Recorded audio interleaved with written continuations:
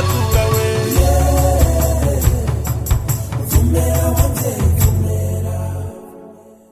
abakozi baje mu bwo busuma uko iyo amafaranga y'igihugu biciye muri douane cyangwa makori yo hagati muri uko iyo amafaranga yinjira mu kigega arasubira kuboneka. Nibyo nabanje rero kabanje kubasigurira, turabereka ubutumwa bafise, uburemere bufise n'uruhara bafise kugira ngo igihugu cyacu gitere imbere. Ko kandi naho ibikorwa bakora byinshi ari byiza kuko biraboneka ko umwimbu ugenda uraduga ku mwaka ku mwaka, ariko ko hakira abakozi bafise ingiso yo kunyuruza amafaranga y'ikigega cya leta.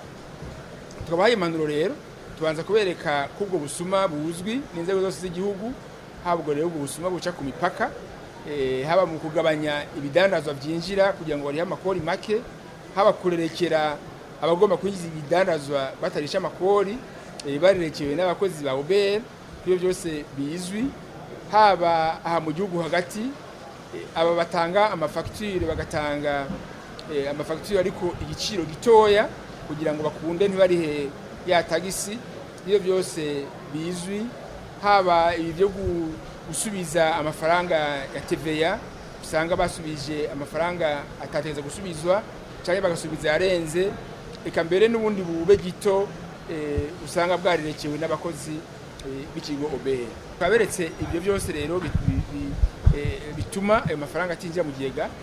Tureza rero turabaye impanuro na cyane cyane turabagabisha rero yuko inzego z'igihugu zose ubu zavuye hasi, haba inzego z'umutekano, inzego z'igisirikare, haba inzego zijejwe igendereza, inzego z'ubutungane n'inzego zijejwe intwaro, ko twese rero tugiye gukorera hamwe kugira ngo dushobore kurwanya ubwo busuma, ntagire abantu basubira kuza baranyuruza amafaranga kuja mu gihe cya leta waje mu mifuko y'abantu.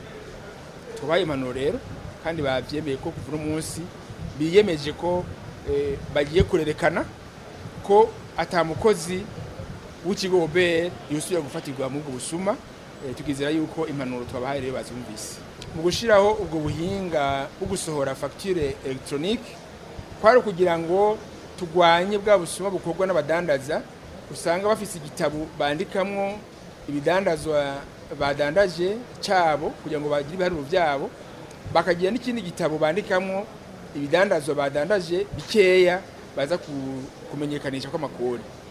Ariko bakoresheje ijya facture electronique, uvuga ibyo bitabo bandikamo n'ikaramu byazeza guca bivaho.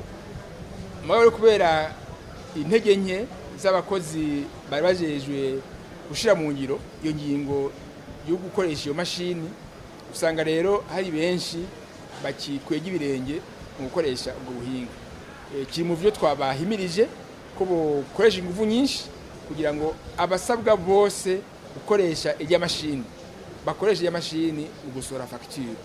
Hanyuma abajejwe amankete n'abakozi bose ba OBR bakurikirane barabe yuko abandika kurya facture bakandika ibiharuro bidakwiye, barabe yuko babyandika neza. Hanyuma abarenze ku iyo tegeko nabo bacibwa ibihano nk'uko amategeko abiteganya. Ahandi ho bujya buhinga bwategereza kudufasha kuduza amakori amatagisi yinjira mu kigega, kuko ijya tagisi nyongera agaciro TVA yategeza kuca itozwa yose atanumwe avuyemo dukoresheje bujya buhinga neza. Niyo ntumbero ya bujya buhinga muri dushaka gushiraho ubujanye no gutoza gusohora facture electronique bishimwe ya kamashini. Bivuga yuko nitwamara bakoresha neza, umudandaza wese agakoresha ya kamashine byateza guca bifasha gutoza amakori yose yo kwitagisi nyongera agaciro atanumwe avuyemo atanusuma bugiyemo. Itegeko rigenga amakori n'amatagisi n'irigenga amaduwane birahubasha leta yuko ibidandazwa bifashwe biri mu busuma, nuvuga byinjijwe bitarishe ikori n'itagisi, bishobora guca bifatwa bigaca bidandazwa. Buro niyo ngingo twageze ko yuko ibidandazwa byose bizofatwa biri mu busuma bitarishe, nuvuga bitarishe ikori n'itagisi, bica bifatwa bigaca bigurishwa cyamunara. Hanyuma abakozi nabo canka abandi bene igihugu baba bifise mu ruhara, ko abakozi ba OBR bonyene baba bifise mu ruhara, ko usanga kenshi arabavyinjije nyene babadandaza.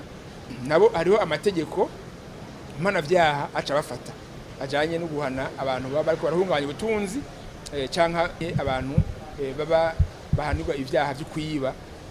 Rero amategeko ni yacakora kugira ngo dukoreshe ayo mategeko ahasha baturabe kwiyongeso yoheza igatuzwa.